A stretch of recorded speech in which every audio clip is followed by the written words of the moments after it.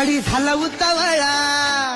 जीव जळ तोळा तोळा गडी झाला उतावळा जीव जळ तोळा तोळा म्हणे आता मला सोसवत नाही तिचा धरू जाता हात केला अंधारानं घात गेला धाडकन खाटल्याच्या खाली